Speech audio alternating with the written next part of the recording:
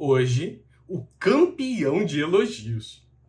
Se vocês querem um perfume de nicho que agrada muito fácil, que tem um desempenho gigantesco e que tem um aroma muito autêntico, assista a resenha deste perfume muito bacana da casa EBK Paris.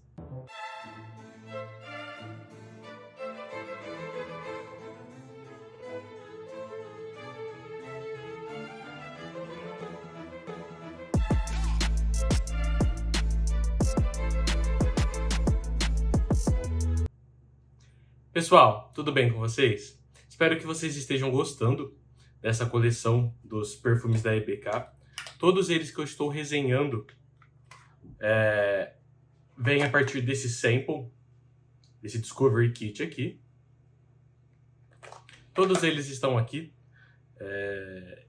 e é bem bacana. É um kit que você consegue conhecer todos os perfumes da casa, com exceção a um só, que eu vou estar trazendo por fora. Mas vale muito a pena vocês estarem conhecendo esta casa que surgiu não há muito tempo, porém tem sido gigantesca a quantidade de vendas que ela está conseguindo no mercado.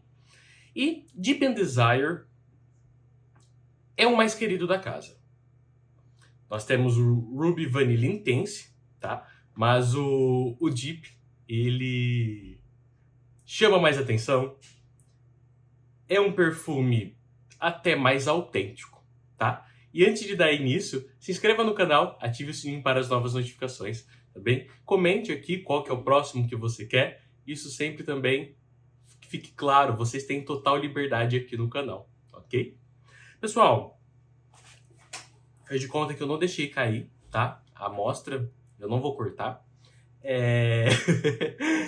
Deep and Desire é um perfume com uma abertura bem peculiar. Eu vou listar primeiro as notas dele, tá? E a categoria deste perfume é aromático frutado. Porém, o que eu mais percebo neste perfume é um lado gourmand, e vocês vão entender o porquê.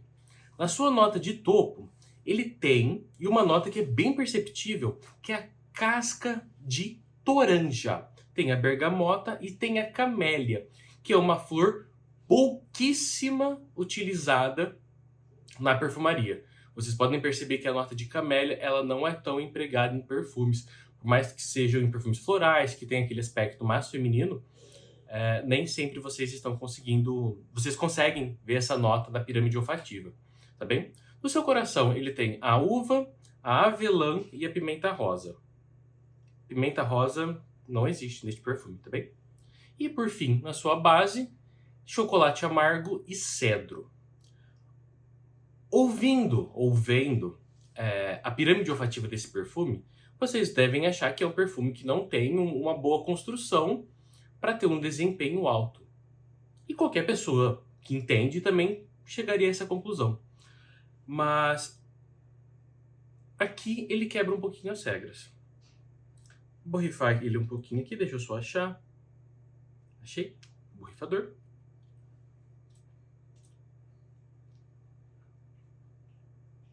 E tá aqui.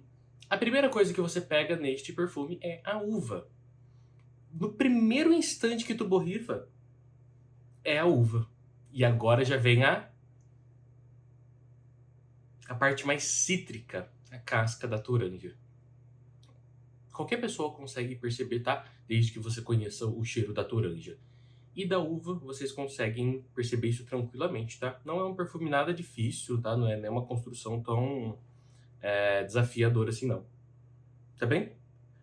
A abertura dele, por ter a uva, lembra bastante mesmo, suco em pó, tá? Suco em pó. Lembra bastante. Mas esse perfume, por ter a avelã, ele lembra quase que um muffin. Um muffin. Algumas pessoas falam mirtilo, outras pessoas acabam usando uva. Tá? Um muffin com mirtilo ou uva, tá bem? Achocolatado. A avelã dá esse aspecto cremoso. Para quem não conhece, né, o creme de avelã, eu não vou nem ficar falando a marca, mas creio que vocês conseguem ligar.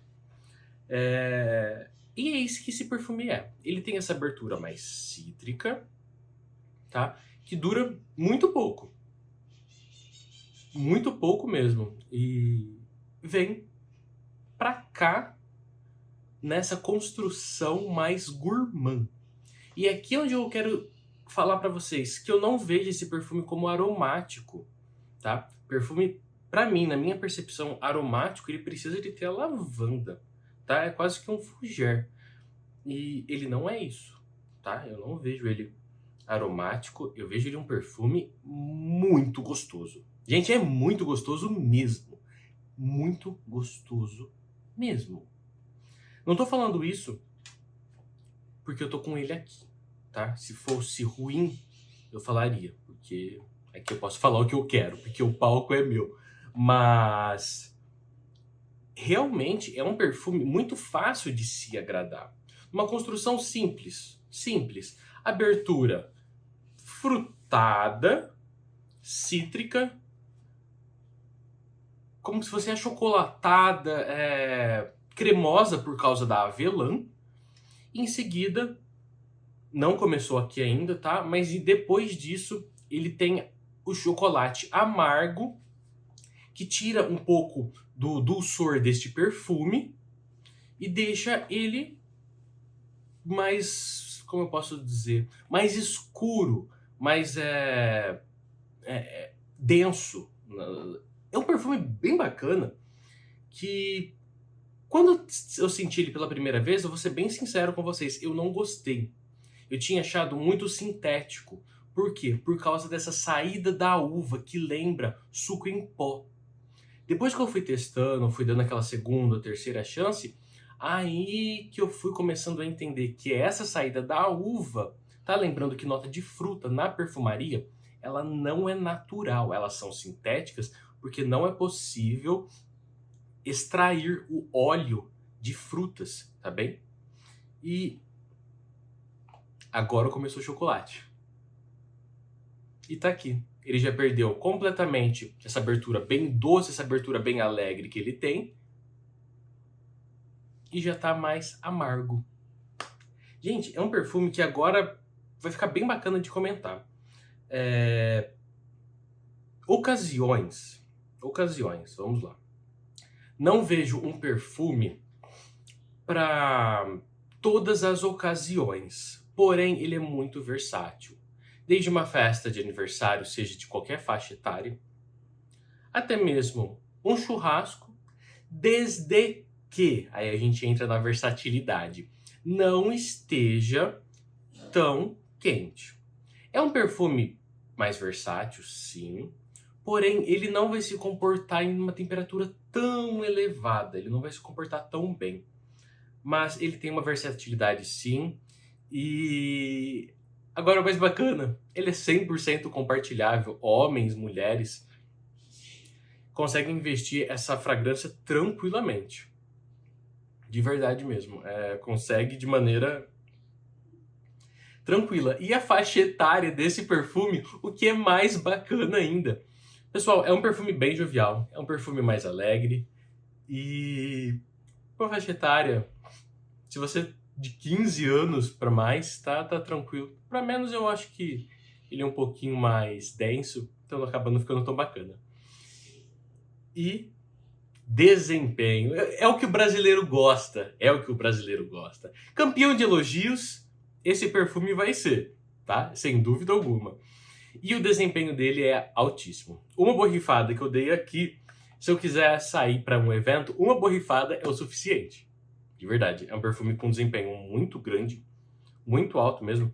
Ele fixa muitos. Eu tô falando aqui realmente de 12 horas de fixação tranquilamente. Ele projeta demais, ele deixa uma silagem, um rastro muito grande. Então assim, ele é um perfume, ele é explosivo em tudo. Seja em fixação, seja em desempenho, seja em projeção. É o típico de perfume que o brasileiro, se não tem, vai querer ter. Deep in Desire, ele certamente vai ter isso. É o perfume pro brasileiro, lembrando, né? Desejos profundos. É um perfume que desperta os desejos mais profundos.